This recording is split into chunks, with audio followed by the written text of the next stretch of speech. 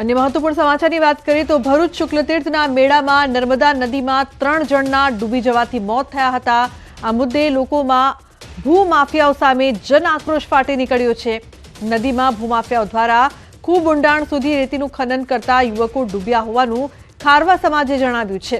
ત્યારે ખારવા સમાજે ભારે રોષ સાથે ગેરકાયદેસર રેતીનું ખનન કરતા માફિયાઓ સામે કાર્યવાહી કરવાની માંગ સાથે વિશાળ રેલી યોજી। લોકોએ આક્રોશ સાથે રેલી કાઢીને કલેક્ટરને આવેદનપત્ર પાઠવી ભૂમાફિયાઓ સામે કાર્યવાહી કરવાની માંગ કરી છે। તારીખ 15/11/2024 રોજ શુક્લતીર્થ મેળામાં પાણીના ઊંડા ગળકાવ હોવાના કારણે 3 વ્યક્તિઓના અકાળ મૃત્યુ થવાના કારણે આજ રોજ અમે ભરૂચ કલેક્ટર ઓફિસે આવેદનપત્ર પાઠવવા આવેલ છે। શુક્લતીર્થમાં તારીખ 15 રોજ જે અમારા સમાજના 3 વ્યક્તિઓના ડૂબી જવાના કારણે મૃત્યુ થયા હતા। તે ઇલીગલ માઇનિંગ કરનાર જે વ્યક્તિ છે એને પોલીસ તંત્ર અને વહીવટી તંત્ર દ્વારા પકડીને બહાર લાવવામાં આવે અને જે મૃત્યુ પામનાર 3 ઈસમ છે તેને દરેકને 50-50 લાખ રૂપિયાનું વળતર આપવામાં આવે તેની રજૂઆત કરવા માટે આજરોજ કલેક્ટર સાહેબના સમક્ષ સમાજના વ્યક્તિઓ જોડે અમે આવેલા હતા। तो सुरेन्द्रनगરમાં मानव कल्याण योजना अंतर्गत फाळवવામાં આવતા કીટના લાભાર્થીઓએ કર્યો હોબાળો। શહેરની મધ્યમાં કીટ જિલ્લા ઉદ્યોગ કેન્દ્ર દ્વારા આપવામાં આવતી કીટમાં ઓછી વસ્તુઓ આપવામાં આવતા લાભાર્થીઓ રોષે ભરાયા। કોન્ટ્રાક્ટર દ્વારા કીટમાં અંદાજે 50% જેટલી વસ્તુઓ ઓછી આપવામાં આવતા વઢવાણ, લીંબડી અને ચૂડા તાલુકાના લાભાર્થીઓમાં રોષ ભભૂક્યો। લોકોએ ગેરરીતિ કરવામાં આવતી હોવાનો પણ આક્ષેપ કર્યો। સાથે જ કીટમાં મળવાપાત્ર તમામ વસ્તુઓ આપવામાં આવે તેવી માંગ કરાઈ। પરિસ્થિતિ વધુ ઉગ્ર થતા એ ડિવિઝન પોલીસે ઘટના સ્થળે પહોંચી મામલો થાળે પાડવાના પ્રયાસ હાથ ધર્યા।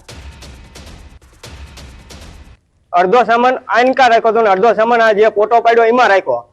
એટલે પછી મેં પૂછ્યું, મેં કીધું સામાન કીધું અમને આટલો જ મળે કે હા તમને આટલો જ સામાન મળશે, આથી વધારે સામાન મળશે નહીં। એટલે મેં કીધું તો મારે આ સામાન લેવો નથી, મને મારો પૂરો સામાન મળશે તો હું લઈશ, નકર મારે આ સામાન જોતો નથી। અમે અમારો પૂરતો સામાન લેવા માંગવી છીએ। જિલ્લા ઉદ્યોગમાંથી અમારી કીટ મંજૂર થઈ છે તો અમે એવું કહીએ છીએ કે આમાં જે લોકોની મિલીભગત હોય, જિલ્લા પંચાયતમાંથી હોય કે પેટા કોન્ટ્રાક્ટરમાંથી હોય, અમને અમારો પૂરો સામાન નહીં મળે તો અમે આગળ કાર્યવાહી કરવાની અમે કોશિશ કરશું। તો રાજ્યમાં 37 લાખ રાશન ધારકોને રાશનમાં ચણા અને તુવેર દાળ નહીં મળે। ગુજરાત રાશન શોપ ડીલરના પ્રમુખે આ દાવો કર્યો છે। કુપોષણ સામે લડાઈ માટે સરકારે ચણાનો જથ્થો વધાર્યો, પરંતુ અગાઉ આપતો ચણાનો જથ્થો પણ મળતો નથી। રાજ્ય સરકારની કલ્યાણકારી યોજના હેઠળ અપાતી જણસીનો જથ્થો માત્ર 50% જ ફાળવવામાં આવ્યો હોવાનો દાવો તેમણે કર્યો। હાલ સરકારી અનાજની દુકાનોમાં ગરીબોની કલ્યાણકારી યોજના હેઠળ ચણા અને તુવેર દાળથી ગ્રાહકો રહેશે વંચિત। ગુજરાતના લગભગ 75 લાખ પરિવારોને દર મહિને ગુજરાત સરકાર તરફથી 1 કિલો તુવેર દાળ અને 1 કિલો ચણા દાળ છે સબસિડીયુક્ત ભાવે આપવામાં આવી રહ્યા છે। આ મહિને ડિસેમ્બર 24ના માસમાં ગુજરાત સરકાર તરફથી અપૂરતો અને અનિયમિત જથ્થો આવવાના કારણોસર 50% જ ફાળવણી કરવામાં આવે છે, જેના હિસાબે ગુજરાતના લગભગ 37 લાખ પરિવારો છે એ આ તુવેર દાળ અને ચણાના જથ્થાથી વંચિત રહેશે। તો રાજકોટના જેતપુર પોસ્ટ ઓફિસમાં આધાર કાર્ડ સુધારા માટે અરજદારોની લાઈનો લાગી છે। શિયાળાની ઠંડી વચ્ચે વહેલી સવારથી અરજદારો આધાર કાર્ડમાં સુધારા વધારા માટે લાઈનમાં લાગી રહ્યા છે। તેવામાં માત્ર એક ટોકન અપાય છે અને વારો આવે ત્યારે આ કામ અહીં નહીં થાય તેવું બહાનું બનાવાય છે। અહીં મામલતદાર કચેરીથી પોસ્ટ ઓફિસ વચ્ચે અરજદારો ધરમના ધક્કા ખાવા મજબૂર બન્યા છે। છેલ્લા ઘણા સમયથી થઈ રહેલી આ સમસ્યાનું વહેલી તકે સમાધાન આવે તેવી લોકોની માંગ। હું 5 વાગ્યાનો આવ્યો છું સવારનો, પણ વારો આવતો નથી। બરાબર, વારો આવે પણ એ ખોટા ખોટા બહાના બતાવે છે કે આ કામ નહીં થાય, મામલેદારે જાઓ, મામલેદાર વાળા એમ કે પોસ્ટ ઓફિસે જાઓ, અમારું કામ થતું નથી। મામલતદારેથી પોસ્ટ ઓફિસે, પોસ્ટ ઓફિસથી મામલતદારે ધક્કા ખવડાવે છે।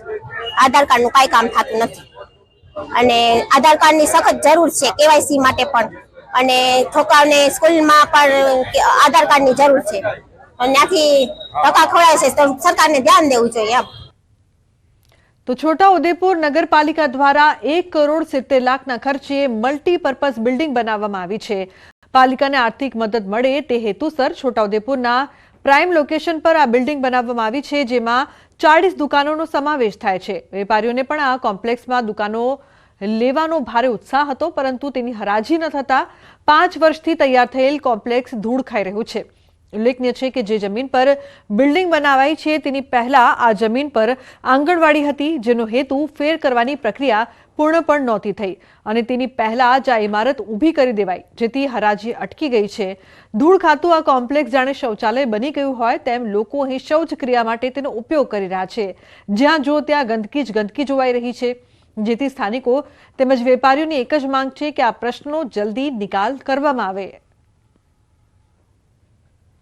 ઉદયપુરમાં ધંધાકીય જગ્યા જોવા જાય તો સૌથી સારી અને અનુકૂળ જગ્યા છે ધંધા માટે, અને એમને એમ વેડફાઈ રહી છે, જેના માટે અધિકારીઓ પણ બેદરકારી દાખવી રહ્યા છે અને એનો કોઈ ઉકેલ લાવતા નથી. 7-8 વર્ષથી પડી રહ્યું છે અને નથી હરાજી થતી કે કંઈ નથી, અને બિલકુલ બેકાર મૂતરડી બનાવી દીધી છે.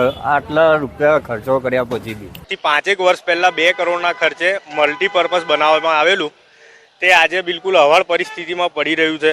એનો કોઈ ઉપયોગ નથી અને લોકો ત્યાં ગંદકી કરે છે.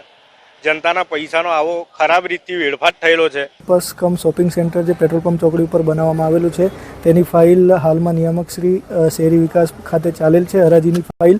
એ ત્યારબાદ ત્યાંની મંજૂરી મળ્યેથી અમારા દ્વારા હરાજી કરવામાં આવશે અને તેની બોલી લાગશે અને એની હરાજી કરી ચૂકવણું કરો. 1,70,00,000ના ખર્ચે બિલ્ડિંગ બનેલું છે. સાબરકાંઠાના રાયપુરની એવી એક પ્રાથમિક શાળા કે જ્યાં ગામ લોકોએ શાળાને તાળાબંધી કરી બાળકોનું ભણતર અટકાવ્યું. એવું તો શું થયું કે વાલીઓ જ બાળકોનું ભણતર અટકાવી રહ્યા છે? તો એનો જવાબ છે શાળાના શિક્ષકોના અંદરોઅંદરના ઝઘડા. ગામ લોકો વિદ્યાર્થીઓને શિક્ષણ મેળવવા શાળાએ મોકલે છે, પરંતુ બાળકો તો અપશબ્દો શીખીને આવે છે. જી હા, ગામ લોકોનો આક્ષેપ છે કે શિક્ષકો અંદરોઅંદર ઝઘડે છે અને પછી અપશબ્દો બોલે છે, જેથી વિદ્યાર્થીઓના માનસ પર ખરાબ અસર પડે છે. સંસ્કાર ખરાબ અસર પડે છે. શિક્ષકો વારંવાર ઝઘડો કરે છે અને ઝઘડો કર્યા પછી ગારો બોલે છે, તો એ જ ગારો છોકરો ઘરે આવીને એવા સંસ્કાર શીખે છે અને એટલા માટે આ શાળાને તારું મારવામાં આવ્યું છે. અંદરો અંદર ઝઘડા કરે છે. અમે એમનું સમાધાન પણ કરી આપ્યું, પણ તેઓ છતાં રોજ ઝઘડો કરે છે, એટલે આ શાળાને તારું મારવામાં આવ્યું છે. જ્યાં સુધી શિક્ષકો બદલવામાં નહીં આવે ત્યાં સુધી આ તારું ખોલવામાં આવશે નહીં. એટલું જ નહીં, ગામ લોકોનું કહેવું છે કે આ પ્રશ્ન 1-2 મહિનાઓનો નહીં, છેલ્લા 2 વર્ષથી ચાલ્યો આવે છે. અનેક વખત શિક્ષકો વચ્ચે સમાધાન પણ કરાવ્યું છે, પરંતુ શિક્ષણ આપતા શિક્ષકો જાણે પોતાની સમજણ ખોઈ બેઠા હોય તેમ સુધરવાનું નામ નથી લેતા. બાળકોના માનસ પર ખરાબ અસર પડતી હોવાથી ના છૂટકે શાળા બંધ કરવાનો નિર્ણય લેવો પડ્યો અને જ્યાં સુધી ઝઘડાળુ શિક્ષકોની બદલી નહીં થાય ત્યાં સુધી વિરોધ યથાવત રહેશે તેમ ગામ લોકોએ જણાવ્યું હતું. પરિસ્થિતિ સેમ છે. સ્કૂલમાં અંદર ઝઘડા ચાલતા, તે છતાં કાલે ગામવાળાએ થાકીને છેલ્લા અંતે તો સ્કૂલને તારું માર્યું. તે છતાં આજે તાલુકામાંથી કોઈ સાહેબ મોકલે છે. અમારી રજૂઆત હતી કે ડીપીઓ સાહેબને એ લોકો અંદર ત્યાંથી મોકલે, પણ એ લોકો ત્યાંથી ટીમ બનીને મોકલી છે. એ લોકોને એવું કહે છે કે સ્કૂલમાં તારું ખોલીને પેલું કરો, બરાબર ભણાવો. આ જ પરિસ્થિતિની જવાબદાર કોણ છે સાહેબ? અત્યારે છોકરાનું રિઝલ્ટ બગડે, સ્કૂલમાં પેલું ભણતર બગડે છે, એના માટે જવાબદાર સાહેબ. તો સમગ્ર મામલો ઉપરી અધિકારી પાસે પહોંચતા તાલુકા અધિકારી સાથે એક ટીમ ગામમાં પહોંચી હતી. તેમણે ગામ લોકોની લેખિતમાં રજૂઆત કરવા જણાવ્યું હતું. સાથે જ બંને પક્ષની રજૂઆત સાંભળી યોગ્ય નિર્ણય લેવાની વાત કરી હતી. પરંતુ સમગ્ર મામલાનું નિરાકરણ આવે ત્યાં સુધી બાળકોને થઈ રહેલા ભણતરના નુકસાનનું શું, એવા પણ સવાલો હાલ ઊભા થઈ રહ્યા છે. જણાવીએ છીએ કે તમે લેખિતમાં આપો, જે પ્રશ્નો હોય એ લેખિતમાં આપો, એટલે એના આધારે અમને નિર્ણય લેવાની ખબર પડે. શિક્ષકોનું અમને જે આટલા વખતમાં કંઈક લાગ્યું હશે કે ભાઈ શિક્ષકોનું કે જે અંદર જે પ્રોબ્લેમ હોય તેના હવે જવાબો લઈએ, શિક્ષકોના પણ લઈએ, ગામ લોકોના પણ લઈએ, પછી એ પ્રમાણે નિર્ણય લેવાય.